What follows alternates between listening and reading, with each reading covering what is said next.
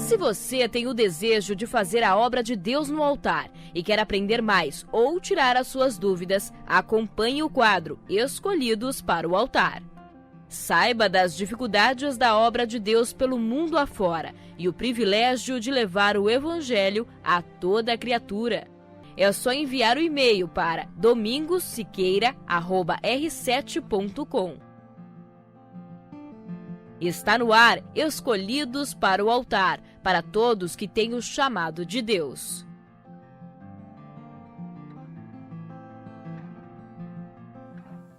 Eu me chamo Alexander, sou pastor da Igreja Universal há 18 anos. Eu me chamo Débora, casada com ele há 13 anos. Então muitas pessoas nos perguntam como é a obra de Deus nos outros países. Eu tive na África, na Costa do Marfim, tive também na França. Chegando na África, na hora que eu saí do avião, eu vi tanta miséria que eu fiquei assim, tipo, assustado. Falei, meu Deus, que lugar é esse? Aí eu fiquei olhando para aquela miséria, eu falei, não, o importante é ganhar almas. Então me levaram lá para a sede, eu fui para a sede, me lembro como se fosse hoje. Quando eu cheguei na sede, a primeira dificuldade, a miséria, a roupa do povo, aquelas pessoas bem humildes, aquelas pessoas bem pobres, eu vi a miséria. Essa já foi logo a primeira dificuldade, a miséria. A segunda dificuldade, a língua, se adaptar com a língua. E a luta maior daquele povo era miséria, era a fome, era a guerra, vários problemas espirituais também. Então eu fui, me mandaram para uma igreja para auxiliar. Eu não esqueço, já assim, me mandaram para uma igreja para auxiliar. Chegando lá, eu lembro como se fosse hoje, quando eu cheguei na igreja para auxiliar. Eu não sabia falar o francês. Eu fiquei uns 5 minutos para falar para o pastor. Pastor, eu não sei falar a língua francesa, me ajude, por favor. Eu falei com ele. Lá neste lugar, eu passei muita fome. Minha fome era tão grande que eu pegava água, botava no congelador, congelava a água e bebia para anestesiar o estômago. Então eu bebia aquela água. Teve uma vez que eu procurei nas panelas macarrão estragado. Falei, meu Deus, que luta, macarrão estragado, fome. Aí eu estava na igreja auxiliando o pastor. Invadiram a igreja, os muçulmanos invadiram a igreja, começaram a bater no meu pastor, o pastor ficou todo machucado, rasgaram a camiseta, bateram. E eu estava fazendo a reunião de domingo, 18 horas.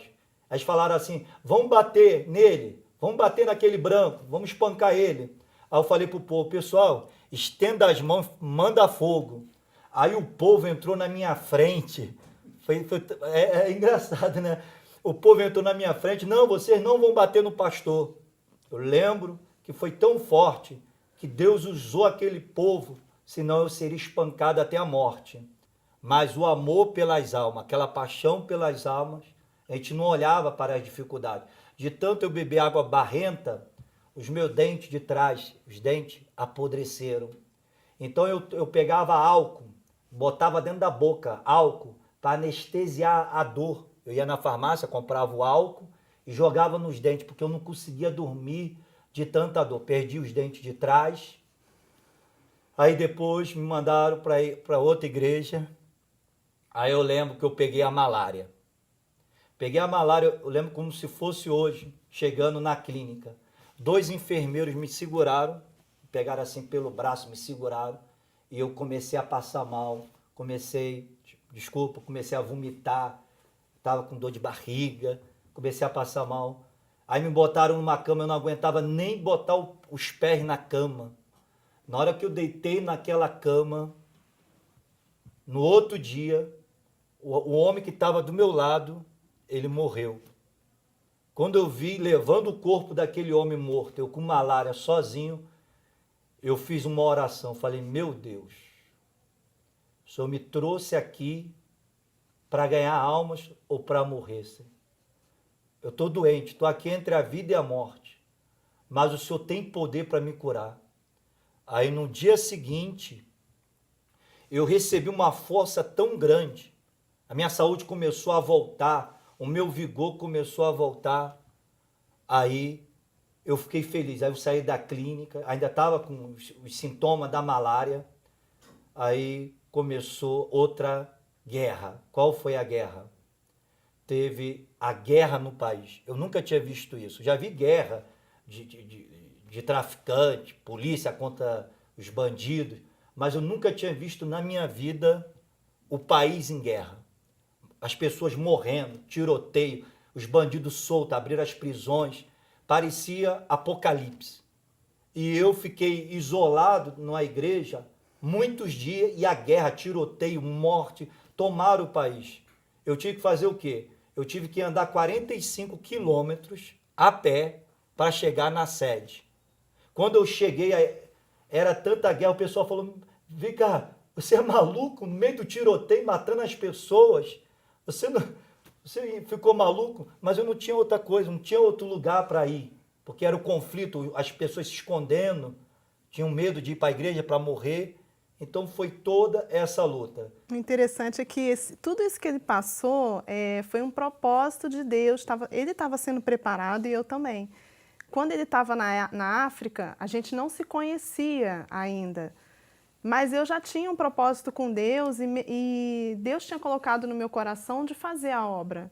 Então era uma atitude de fé mesmo. Eu, sem saber quem ele era, sem conhecer, mas já tinha certeza que a pessoa existia. Então eu orava por ele.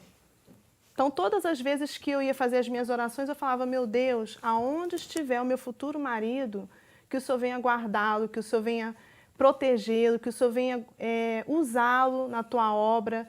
E tudo bate, conforme as situações que ele foi vivendo, esse período que ele teve doente, as guerras, eram exatamente o período em que eu estava em oração por ele, sem conhecê-lo. E quando a gente se conheceu na catedral, nós ficamos meses ali circulando, a catedral é muito grande, a gente não se conhecia. O que me chamou a atenção nele foi observar que ele cuidava das almas, né? Aí tudo mudou. O vento soprou, descobriram, me mandaram para a França. E é interessante que quando eu cheguei lá, o frio era tão grande, que eu tinha que dormir com casaco, com gorro, cachecol, meia, cobertor, aquecedor, e mesmo assim não matava o frio. Aquele frio enorme, às vezes não dava nem para dormir direito, de tanto frio. Aí de manhã, 7 da manhã, 6 da manhã, a gente acordava e saía eu e outro pastor na rua com milhares de folhetos, andando na rua, só evangelização. E no início, o que aconteceu? Nós não tínhamos ajuda de custo, nós não recebíamos ajuda de custo. As esposas cozinhavam, então nós nos reuníamos, fazia aquela mesa, elas serviam a gente, botavam a comida, a gente comia, não tinha ajuda de custo nenhum. Nós não podemos perder o foco, que é a alma, ganhar almas. Aí depois de 3 meses voltei para o Brasil, voltamos, foi? E esses 3 meses Deus nos colocou à prova, sempre colocando, porque eu fiquei 3 meses longe dele, tive que ficar sob os cuidados da minha família e tive que ouvir muita coisa, passar por humilhações, porque meu pai não era de acordo que eu tivesse casado com um pastor. Então, todos os dias eram afrontas, situações, as vozes, né?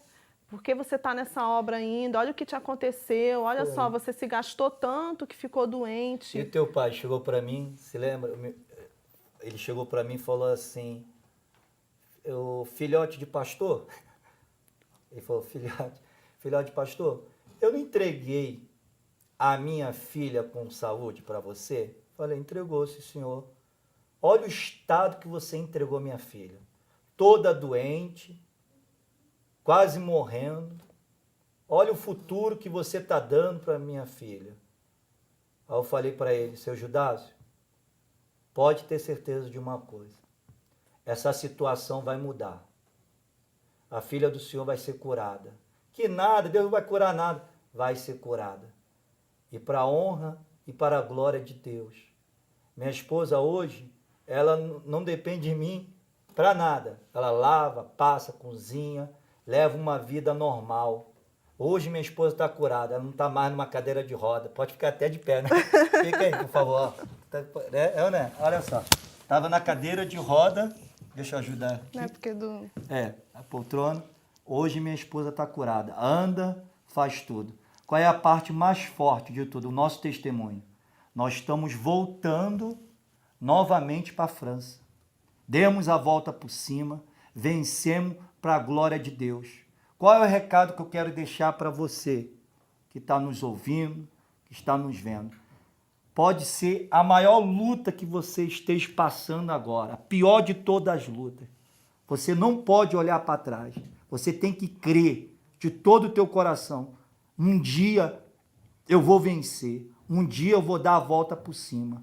E o que Deus já fazendo na minha vida vai ser tão grande, mas tão grande, que eu vou testemunhar ao mundo inteiro. É isso que está acontecendo com a gente hoje, né?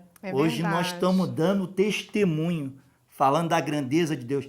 E eu vou te dizer ainda mais, não me arrependo, nem eu e minha esposa, tiver que passar novamente as lutas, as dificuldades, por amor a Deus e às almas, nós estamos aqui. Eis-nos aqui, Senhor, para te servir. A nossa glória está em servir a Deus e voltar lá para a França, dando a volta por cima. Que Deus abençoe a todos.